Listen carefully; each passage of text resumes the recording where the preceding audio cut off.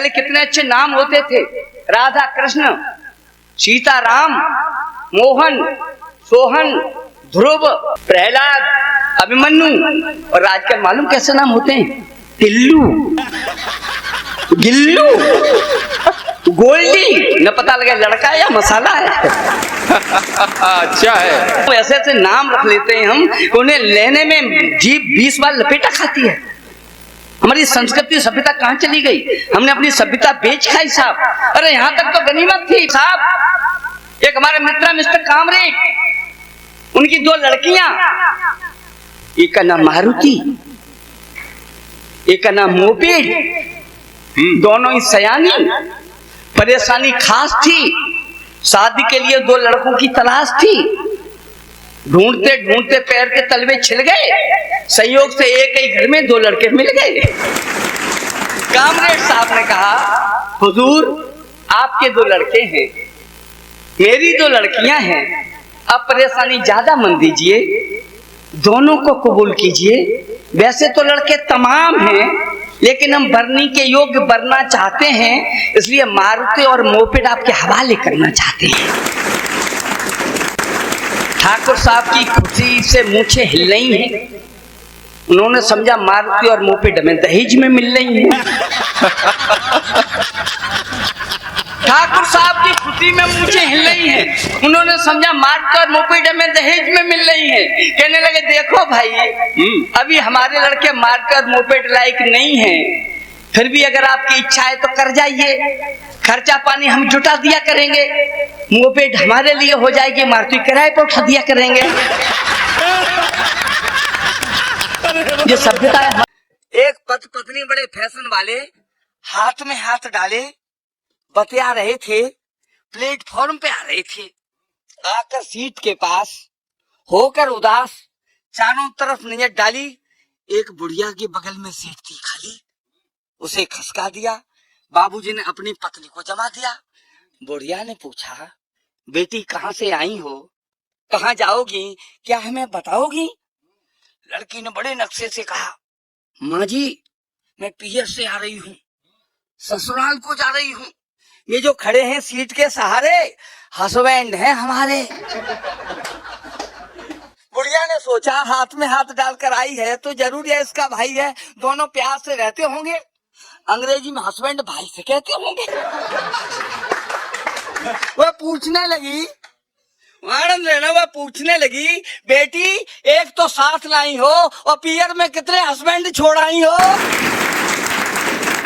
मैं सच कहता हूं, मुझे तो कभी मेरी पत्नी ने भी प्यार नहीं किया।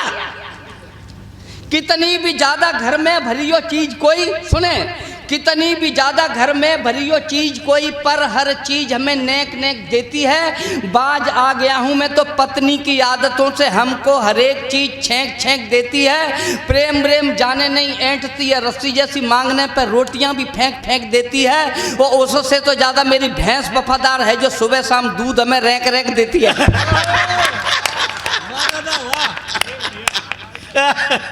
बढ़िया नहीं है? ये सही बात है।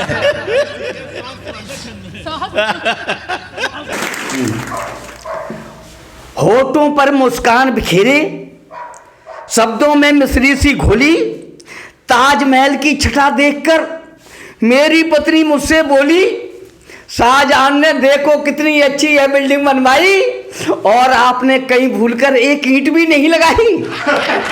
श्रीमती को बड़े प्यार से हमने ऐसे समझाया था, शाहजहां ने बीवी के मरने पर इसको बनवाया था। श्रीमती को बड़े प्यार से हमने ऐसे समझाया था, शाहजहां ने बीवी के मरने पर इसको बनवाया था।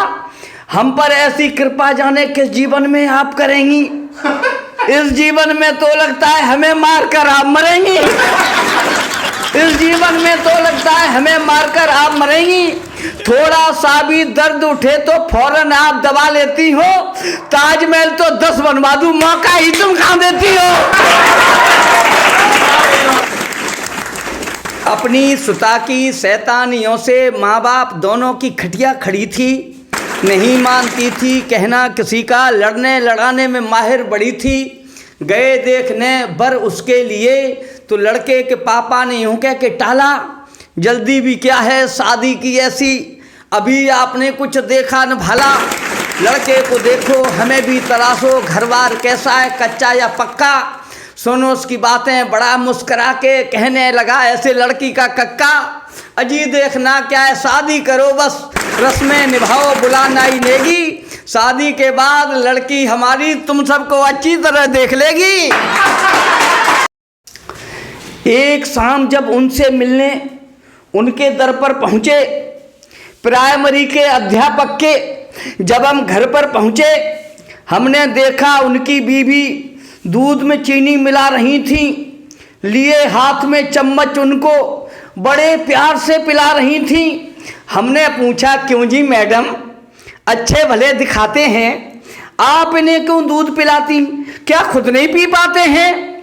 बे बोली जी कुछ मत पूछो, अभी चबाते होठ जाएंगे, अगर हाथ से नहीं पिलाऊं तो धरती पर लौट जाएंगे। संगत का प्रभाव पड़ा है, भाव विवेकी खो गए हैं, बच्चों को ये पढ़ा पढ़ा कर बिल्कुल बच्चे हो गए हैं। बचकाने पन का बुढ़े पर रंगा नोका चढ़ा दिया है, ये कुछ नहीं पढ़ा पाए बच्चों ने इनको पढ़ा दिया है।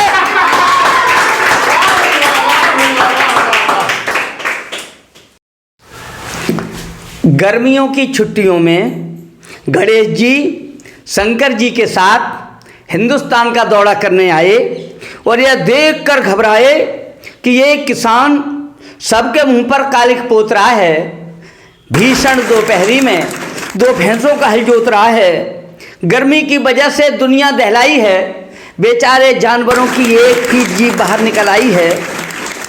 गणेश जी ने पूछा, हे पिताश्री, मानवता इस कदर नष्ट है, इन जानवरों को इतना क्यों कष्ट है?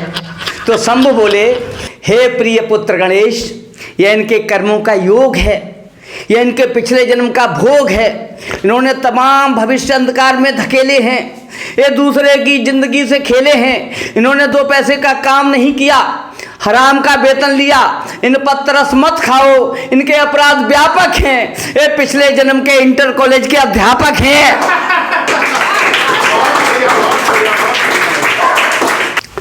इनके अपराध व्यापक हैं, ये पिछले जन्म के इंटर कॉलेज के अध्यापक हैं, और जिसके हाथ में हल है वह इनका प्रिंसिपल है।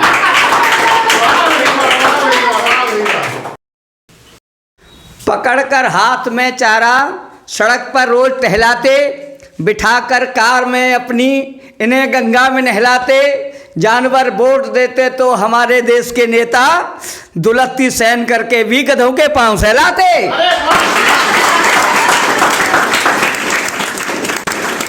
बाज पर हिंसात्मक कीचड़ उछालेंगे, चील कौआ कुत्तों को मंत्री बना लेंगे, कह रहे उल्लू आज का देखकर आलम, इस तरह सरकार तो हम भी चला लेंगे।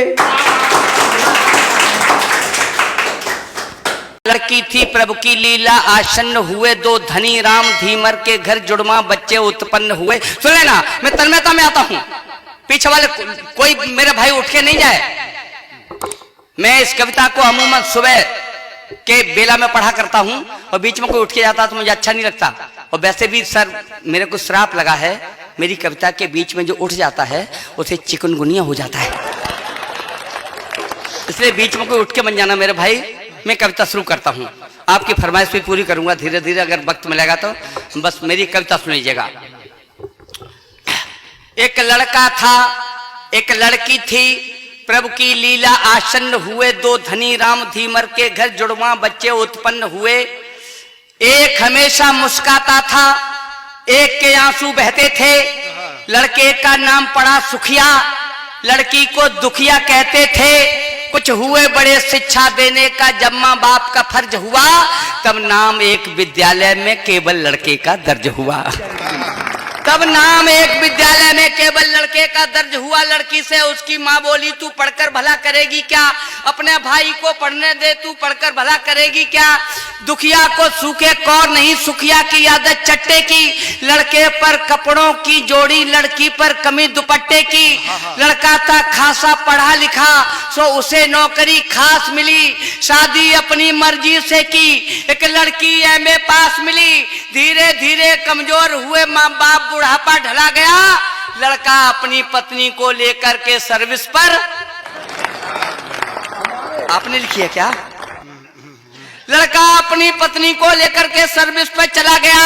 लड़की कब घर रहने वाली, वह भी अपनी ससुराल गई। माँ बाप अकेले, सब सूख बदन की खाल गई। फिर खेल विधाता ने खेला, बूढ़ा तन हो बीमार गया। बुढ़िया की आंखें चली गईं, बूढ़े को लकवा मार गया। फंस गए मुसीबत में भारी लाचार, समय से बाज हुए। मिल गया पीठ से पेट, भूख से रोटी को मुहताज हुए।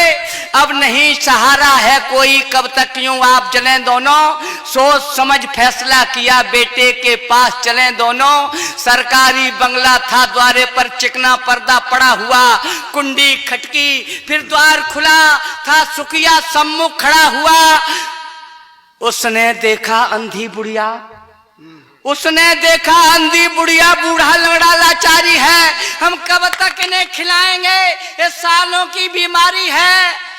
बोला मेरे भी बच्चे हैं, हमें उनको खिला न पाते हैं। यहाँ पर रहना तो मुश्किल है, तुमको तरकीब बताते हैं। जो वृद्ध अवस्था में जाकर अंधे लंगड़े हो जाते हैं, वे लिए कटोरा सड़कों पर सब भीख मांग कर खाते हैं। वे लिए कटोरा सड़कों पर सब भीख मांग कर खाते हैं। बुढ़िया बोली इससे अच्छा हम मारे मारे फिरें कहीं, चल कटे रेल से साथ साथ या संग कुएं में गिरे कहीं। बूढ़ा बोला मरना ही है, 2 कदम वहां टेकते चले। मरने से पहले हम अपनी दुखिया को भी देखते चले। जाकर पहुंचे जब बस्ती में, दुखिया पानी भर रही खड़ी। अंधी माँ लंगड़े बाप खड़े, जैसे ही उन पर नजर पड़ी, कलसा कुएं में छोड़ दिया। फपकती फुलाती गाल हुई, बूढ़े माँ बाप से चिमट गई। रोती रोती बेहाल हुई, ले गई पकड़कर दोनों को। सब गंदे वस्त्र उतरवाए, फिर बड़े प्यार से नहलाया, दोनों को भोजन करवाए। शाम को पति उसका आया, शाम को पति उसका आया। उन दोनों में प्रतिवाद हुआ। दुखिया बोली सुनिए स्वामी, मेरा भाई अपवाद हुआ। अब नहीं सहारा है कोई, अंधे लंगड़े बेचारे हैं। ये 4 रोटियों की खातिर ही मेरे पास पधारे हैं। जो चाहे हमें सजा दे दो, हम करती अगर जो खता है आप हमारे परमेश्वर, तो ये भी जन्म देवता हैं। मैं नहीं चाहती हूँ इनकी खातिर तुम बर्बादी कर लो। अभी नहीं कुछ बिगड़ा है, तुम चाहो तो शादी कर लो। श्रीमान आप सब लायक हैं, बंधन इसलिए तोड़ सकती, माँ बाप निरीह अपंग हुए मैं इनको नहीं छोड़ सकती। बहुत बढ़िया।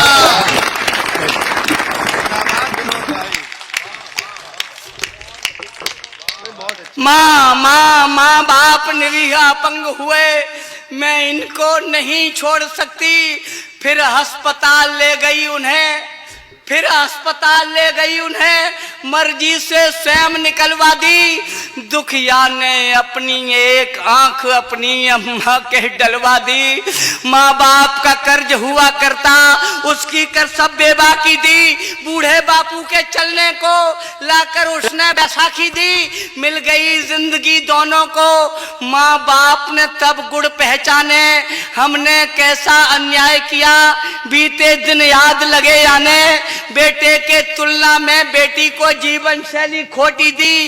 इसको सारी सुविधाएं दी, इसको भरपेट न रोटी दी। पछताए मंदिर पहुंचे, जाकर शिव जी के पैर छुए। भगवान माफ कर दो हमको, भावुक थे ज्यादा दुखी हुए। सच्चे मन की श्रद्धा देखी शिव जी की महिमा डोल उठी। हो गया उजाला मंदिर में, आवाज कहीं से बोल उठी। उठ भक्त दुखी मत ज्यादा हो, मैं अखिल विश्व का भरता हूँ। हो तो तुम पापी बहुत बड़े, पर माफ तुम्हें मैं करता हूँ। है सत्य अनूठा जगत सार, जो करना है सो भरना है। जब जन्म दोबारा तुझे मिले, तब काम तुझे ये करना है। जब जन्म दोबारा तुझे मिले तब काम तुझे ये करना है, उस वक्त आने ज्यादा होगा, कुछ दुष्ट जमी पर आएंगे, होगा तब भ्रूण परीक्षण भी, कन्या के गर्भ गिराएंगे। कन्या जग जननी होती है, उसका अस्तित्व बचाना है, तब जगह जगह तुझको पढ़कर मेरा संदेश सुनाना है। मैं वो ही तो अपराधी हूँ, पिछला अपराध चुकाता हूँ, इसीलिए मैं मंच मंच पर कविता तुम्हें सुनाता हूँ। बहुत बढ़िया, मैं जिंदाबाद हूँ, बहुत अच्छी कविता। इसीलिए मैं मंच मंच पर कविता तुम्हें सुनाता हूँ। बेटा बेटी के बीच खुदिया खाई, इसको पाटो तुम, कन्या के भ्रूण छीण करके दुनिया की जड़ें न काटो तुम। बेटी के प्रदिल के अंदर जो हीन भाव जग जाएगा, बेटी के प्रदिल के अंदर जो हीन भाव जग जाएगा, जो पाप कभी हमने भोगा वह पाप तुम्हें लग जाएगा। बेटी को जो कमाकेगा उस बाप की टांगे टूटेंगी, बेटा बेटी में भेद करे उस माँ की आंखें फूटेंगी। इसलिए तुम्हें समझाता हूँ, बेटी का प्यार न छीनो तुम, वह भी संतान तुम्हारी है, उसका अधिकार न छीनो तुम। सुख सुविधा यश गौरव की वह परिणीता हो सकती है, बेटा रावण हो सकता है, बेटी सीता हो सकती है, बेटा रावण हो सकता है, बेटी सीता।